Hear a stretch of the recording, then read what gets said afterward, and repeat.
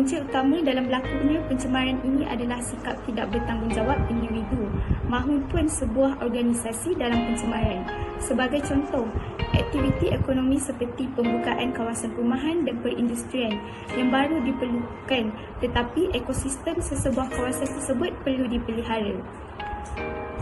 Penebangan hutan dan penerahan bukit tanpa ada tindakan pemeliharaan seperti penanaman semula pokok telah menyebabkan flora dan fauna kehilangan habitat mereka. Hal ini menyebabkan berlakunya bencana seperti tanah runtuh dan banjir kilat kerana ketiadaan pokok-pokok yang selama ini menjadi tunjang utama kekuatan tanah di kawasan tersebut. Justeru, kekayaan yang kian mengaburi mata-mata orang yang tidak prihatin akan alam semula jadi ini harus dibukakan mata dan ditunjukkan kesan dan akibat sekiranya pencemaran ini berlaku dan meninggalkan kesan terhadap diri mereka sendiri.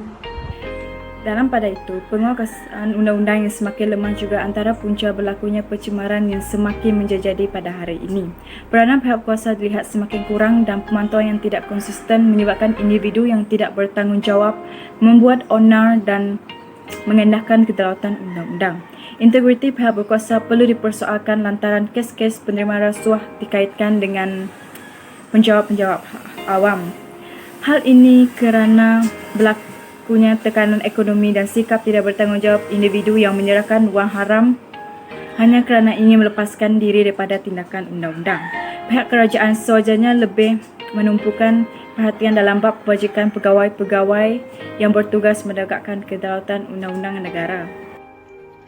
Pada masa yang sama, antara dimensi lain yang menyebabkan pencemaran ini adalah kelonggaran dasar atau polisi kerajaan dalam kepentingan alam sekitar. Kerajaan telah mengimplementasikan Akta Kualiti Alam Sekeliling 1974 mengandungi peruntukan yang bertujuan mencegah, menghapus, mengawal pencemaran serta memperbaiki kualiti alam sekeliling dan daripada pencemaran meliputi pencemaran air, udara, bunyi, tanah dan laut. Namun, pencemaran masih berlaku secara berluasa, bab kata peribahasa Melayu seperti melepaskan batu di tangga, yang bermaksud perlakuan kerja yang dilakukan secara sambil lewa. Jikalau kita lihat kepupusan haiwan semakin menjadi-jadi, pembangunan secara lestari tidak dilaksanakan sehinggakan berlaku pencemaran yang memakan diri. Misalnya, kejadian yang berlaku di Pasir Gudang, Johor, di mana kawasan perindustrian dibina hampir dengan kawasan perumahan dan sekolah dan pencemaran udara yang teruk mengakibatkan sekolah ditutup dan kanak-kanak dihantar ke hospital. Harapan yang tinggi untuk pihak kerajaan hari ini mengutamakan pemeliharaan dan pemuliharaan alam sekitar di samping memacu ekonomi negara ke arah kegemilangan. Akhir sekali, punca pencemaran alam sekitar adalah disebabkan oleh penggunaan sumber tenaga yang mencemarkan alam seperti diesel dan bahan bakar yang lain. Faktor perindustrian dan faktor pengangkutan yang bergantung kepada bahan bakar petrol dan diesel menyumbang kepada pencemaran udara dan pencemaran bunyi. Gas-gas karbon dioksida yang dilepaskan ke udara oleh kenderaan bermotor seperti kereta, bas, lori dan motosikal secara berlebihan telah menyebabkan indeks udara berada pada tahap yang membimbangkan bagi kesihatan marhum dewasa ini. Kita boleh melihat contoh seperti di negara Norway yang menggunakan penggunaan kenderaan elektrik ataupun berasaskan tenaga yang boleh diperbaharui. Mereka memberi pengecualian cukai dan kemudahan parkir untuk pengguna kenderaan tersebut sekaligus mengurangkan pelepasan gas-gas yang mencemarkan udara dan memanfaatkan sumber tenaga yang berpotensi untuk masa hadapan. Maka, pendekatan teknologi dan sistem yang mensela alam perlulah digalakkan agar kita dapat bersama-sama mencegah pencemaran ini daripada terus berleluasa.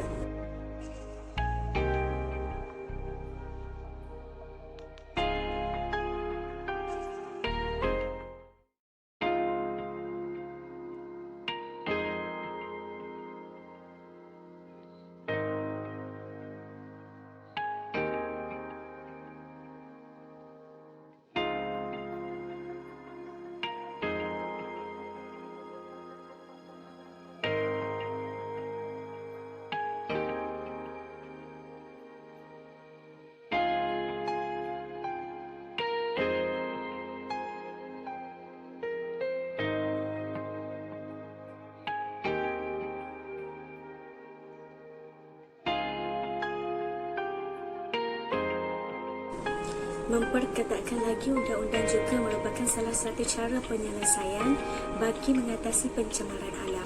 Saya mengatakan sedemikian kerana pihak berwajib haruslah menghukum individu atau organisasi yang telah didapati bersalah membuat pencemaran alam sekitar. Pihak berwajib seperti Kementerian Sains, Teknologi dan Alam Sekitar wajar menguatkuasakan undang-undang yang sedia ada untuk menghukum pihak-pihak yang berkenaan. Hukuman yang dikenakan hendaklah setimpal dengan kesalahan pihak terbabit mencemarkan alam. Selain itu, pihak sekolah hendaklah memperkenalkan pendidikan alam sekitar kepada murid-murid sekolah.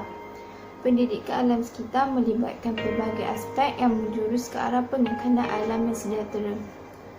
Satu kurikulum yang khusus perlu digubal agar pendedahan dan sistematik dapat dilaksanakan. Kurikulum ini boleh diselitkan dalam mata-mata pelajaran yang lain dan juga boleh dijadikan sebagai mata pelajaran khusus.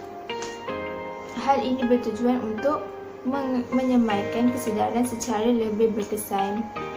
Kempen kesedaran merupakan salah satu inisiatif yang dapat diambil bagi mengurangkan masalah pencemaran alam. Antara kempen-kempen alam sekitar yang boleh dilaksanakan adalah kempen Cintai Sungai Kita, Kita Semula dan Sahabat Alam. Dalam kempen ini, peserta akan diajar tentang kepentingan menjaga alam sekitar dan sebagainya. Peranan media massa. Media massa memainkan peranan penting dalam menangani isu pencemaran tanah. Umum mengetahui bahawa pada era serba moden ini, media massa mudah untuk mempengaruhi dan membentuk cara pemikiran pengguna.